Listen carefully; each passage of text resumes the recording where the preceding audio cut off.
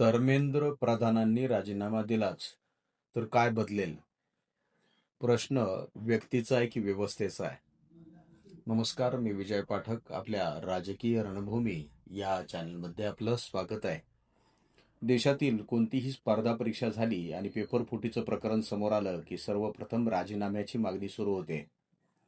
सध्या केंद्रीय शिक्षण मंत्री धर्मेंद्र प्रधान यांच्या राजीनाम्याची मागणी त्याच पार्श्वभूमीवर होत आहे.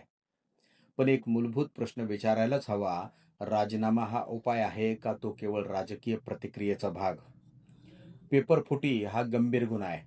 लाखो विद्यार्थ्यांच्या कष्टावरती पाणी फिरतंय.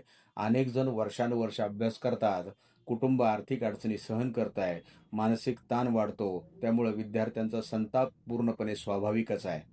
परंतु या संतापाचं रूपांतर केवळ एका व्यक्तीच्या राजीनाम्याच्या मागणीत करणं हा प्रश्नाचे मूळ समजून घेण्याचा खरा मार्ग आहे का?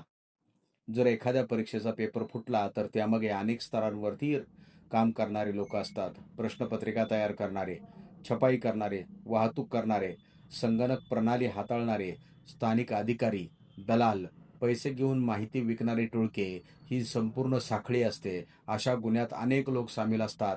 अशा वेळी केवळ मंत्र्याचा राजीनामा घेतल्यानं ही साखळी तुटते का? समजा धर्मेंद्र प्रधान यांनी उद्या राजीनामा दिला, दुसरे कोणते शिक्षण मंत्री आले, मग पेपर फुटी कायमची बंद होईल का? पुढे कधीच प्रश्नपत्रिका फुटणार नाहीत याची हमी कोण देणार? आंदोलन करणारे, विरोधक किंवा राजीनामा मागणारे याबाबत ठोस लेखी हमी देतील का? लोकशाहीत जबाबदारी निश्चित असते. मंत्री हा नैतिकदृष्ट्या जबाबदार असू शकतो, पण नैतिक जबाबदारी आणि प्रत्यक्ष गुन्हेगारी जबाबदारी यामध्ये फरक असतो ना. जर एखाद्या अधिकाऱ्यानं किंवा कर्मचाऱ्यानं किंवा गुन्हेगारी टोळीने भ्रष्टाचार केला असेल तर त्यांच्यावर कठोर कारवाई होणं अधिक महत्त्वाचं नाही का?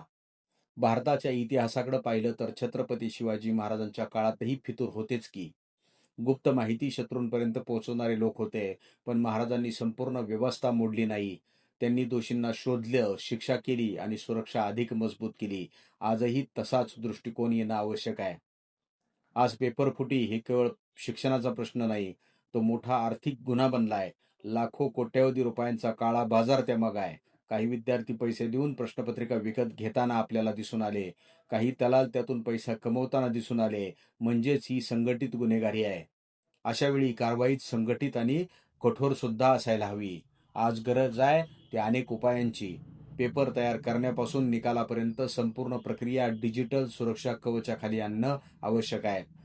प्रश्नपत्रिकेला प्रवेश असणाऱ्या प्रत्येक व्यक्तीची जबाबदारी निश्चित करणं आवश्यक आहे.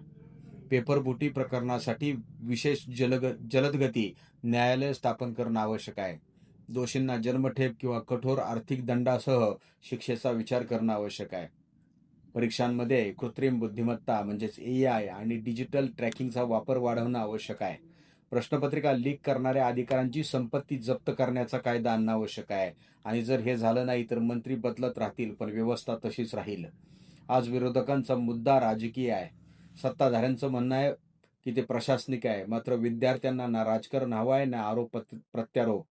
त्यांना सुरक्षित, पारदर्शक आणि विश्वासार्ह परीक्षा व्यवस्था हवी आहे. राजीनामा मागणं सोपं आहे, पण त्यानंतर काय हा प्रश्न फार कमी जण विचारतायत. जर उद्या नवीन शिक्षण मंत्री आले आणि पुन्हा एकदा पेपर फुटला तर पुन्हा राजीनामा. मग प्रत्येक काही महिन्यांनी मंत्री बदलत राहायचे का? त्यामुळे समस्या सुटेल की व्यवस्था अधिक अस्थिर होईल? लोकशाहीमध्ये विरोधकांची भूमिका महत्त्वाची आहे. त्यांनी सरकारला प्रश्न विचारलेच पाहिजेत, पण प्रश्न विचारण्याबरोबरच पर्यायी उपाय सुद्धा मांडले पाहिजेत. फक्त राजीनामा द्या एवढ्यावरती चर्चा थांबली तर विद्यार्थ्यांचं नुकसानच होईल. पेपर फुटी थांबवण्यासाठी सर्वपक्षीय समिती तयार होऊ शकते. सर्वोच्च तंत्रज्ञानाचा वापर करून राष्ट्रीय परीक्षा सुरक्षा आराखडा तयार होऊ शकतो. राज्य आणि केंद्र यांचा समन्वय वाढता येऊ शकतो.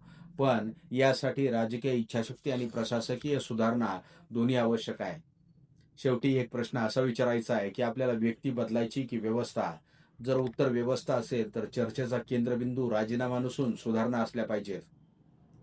विद्यार्थ्यांच्या भविष्याशी खेळ करणाऱ्यांना कोणतीही राजकीय, सामाजिक किंवा आर्थिक माफी मिळता कामा नये. पेपर फुटी करणाऱ्यांवरती कठोर शिक्षा झाली पाहिजे, पण त्याच वेळी व्यवस्था इतकी मजबूत झाली पाहिजे की भविष्यात पेपर फुटी करणं जवळजवळ अशक्यच व्हायला हवं. राजीनामा हा कधी नैतिक संदेश असू शकतो, परंतु शाश्वत उपाय हा केवळ व्यवस्थात्मक सुधारणा, कठोर कायदे आणि प्रभावी अंमलबजावणीतच आहे. अशा सुधारणांशिवाय केवळ चेहरे बदलले तरी प्रश्न तसाच राहण्याची शक्यता नाकारता येत नाही. हा आपण दिलेला लेख हा सार्वजनिक धोरण, राजकीय भूमिकांवरील विश्लेषणात्मक दृष्टिकोन आहे. राजीनामा दिल्यानं काहीच साध्य होणार नाही किंवा नवीन मंत्री आल्यावरती पेपर फुटी थांबणार नाही, हे निश्चित तथ्य नसून चर्चेसाठी मांडलेले युक्तिवाद आहेत. विरोधी मत असंही असू शकतं की मंत्री नैतिक जबाबदारी स्वीकारून राजीनामा देतात, त्यामुळे उत्तरदायित्वाची परंपरा बळकट होते.